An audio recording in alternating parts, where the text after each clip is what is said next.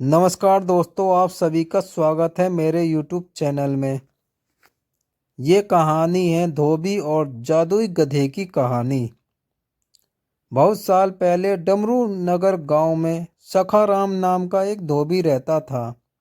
वह बड़ा ही मेहनती था। गांव के लोगों के कपड़े धोता और पैसे कमाता था। उसके पास ढेचू नाम का एक गधा था जो बड़ा ही आलसी था। जब उसका मन अपनी पीठ पर कपड़ों का बोझ लादकर नदी पर जाने का नहीं होता तो वह कहीं न कहीं भाग जाता था। सखाराम बड़ा परेशान होता क्योंकि उसे कपड़े धोने के लिए नदी पर ही जाना पड़ता था। नदी उसके घर से दूर थी। उसे कपड़े उठाकर जाने में बड़ी तकलीफ होती थी। वह अपने गधे ढेंचू को प्यार से भी समझाता, मार कर भी समझाता था, लेकिन ढेंचू ने तो जैसे कसम खा रखी थी कि उसे कुछ भी नहीं सुनना, बस चारा खाता और सोता। काम करने का तो उसका दिल ही नहीं करता था। ढेंचू सखाराम के पिता के समय से उसके घर में था। सखाराम उसे अपने भाई की तरह प्यार करता था, लेकिन वह ढेंचू के आलस से बहुत ही परेशान हो चुका था। एक बार तो पूरे हफ्ते सखाराम को अपने सर पर कपड़ों का बोझ लेकर नदी तक जाना पड़ा। उस दिन सखाराम ने निश्चय कर लिया कि अब तो वह ढेंचू को बेच देगा और उन पैसों से दूसरा गधा लाएगा जो उसकी काम में मदद करे। सखाराम ने गांव के कई लोगों से ये बात कही कि वह अपने गधे ढेंचू को बेचना चाहता है, लेकिन गांव के लोग ये जानते थे कि सखाराम का गधा कितना आलसी है। इसलिए गांव का कोई भी व्यक्ति उस आलसी गधे को खरीदने के लिए तैयार नहीं हुआ। सखाराम ने आसपास के गांव के लोगों से भी इस बारे में कहा, लेकिन ढेंचू के आलस की चर्चा सब जगह फैल चुकी थी। एक दिन सखाराम और ढेंचू को नदी से घर वापस आने में देर हो गई थी। रास्ते में उन्हें डाकू मिल गए। डाकुओं ने सखाराम को पकड़ लिया और सखाराम से कहा, तुम्हारे पास जो कुछ भी है वह सब हमें दे दो। सखाराम ने कहा, डाकू महाराज, मैं तो एक गरीब धोबी हूँ, मेरे पास आपको क्या मिलेगा। डाकुओं ने कहा, हमने तुम्हारी और तुम्हारे गधे की चर्चा सुनी है। गांव और आसपास के लोग तुम्हारी और तुम्हारे गधे के बारे में बात करते हैं। तुम्हारे पास कुछ तो ऐसा होगा जिसकी वजह से कभी तुम्हारे बारे में बात करते हैं। अब सखाराम सोचने लगा, अगर मैंने इन लोगों से ये कहा कि मेरा गधा आलसी है, लोग इस वजह से चर्चा करते हैं, तो इन्हें मेरी बात पर यकीन ना होगा और ये मुझे मार देंगे। फिर सखाराम ने कहा, आपने हमारी चर्चा किस बारे में सुनी है।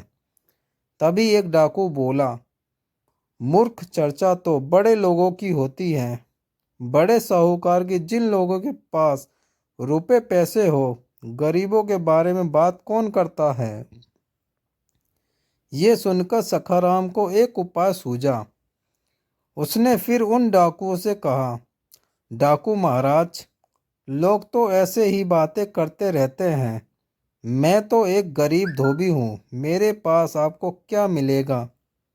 आप चाहे तो मेरी तलाशी ले सकते हैं। 12 डाकुओं के सरदार ने सखाराम को ऊंची आवाज में कहा, तुम सीधे सीधे हमें बताते हो या हम तुम्हें मार दें। सखाराम ने सरदार डाकू का पैर पकड़ लिया और कहा, सरदार, आप मुझे मत मारिए, मैं बताता हूँ। मेरे पास तो ले देकर सिर्फ एक ये जादुई गधा ही है, लेकिन ये कोई ऐसा वैसा गधा नहीं है। महाराज, अमावस्या की रात को ठीक 12 बजे आप नहा धोकर अपने भगवान को प्रणाम कर इस गधे की पूजा करें और फिर इससे जो चाहे वह मांग ले। ये गधा सब कुछ देता है।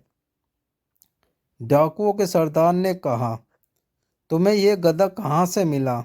सखाराम ने कहा, ये गधा मुझे मेरे पिताजी ने दिया था। डाकुओं के सरदार ने कहा, ठीक है, अब से तुम्हारा ये गधा हमारा हो गया। ये सुनकर तुरंत सखाराम ने कहा, नहीं महाराज, अगर आप ये गधा छीन कर ले जाएंगे या जबरदस्ती ले जाएंगे तो ये आपके किसी काम नहीं होगा। आपको अपना सारा धन इस गधे के बदले में देना होगा, तभी ये गधा आपको वरदान देगा, नहीं तो आपको कुछ भी नहीं मिलेगा। डाकू लालच में आ गए। उन्होंने कहा, ठीक है, तुम यहीं रुको, हम जाकर अपना सारा धन लेकर आते हैं। ऐसा कहकर डाकू सखाराम को और उसके गधे ढेंचू को वहीं छोड़कर अपना सारा पैसा लेने जाते हैं। सखाराम बड़ा खुश हो जाता है, लेकिन कि कहा तो वह इस ढेंचू को कम कीमत में बेचने को तैयार था, लेकिन अब उसे ढेंचू के बदले में बहुत सारा पैसा मिल जाएगा।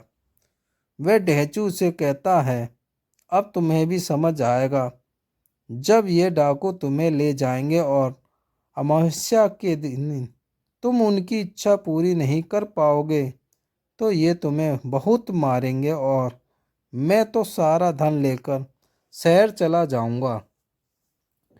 ढेंचू मन ही मन सोचता है, ये कितना दुष्ट है, ये मुझे इन दुष्ट डाकुओं के हाथ बेचकर इतना पैसा लेकर भाग जाने की बात कर रहा है।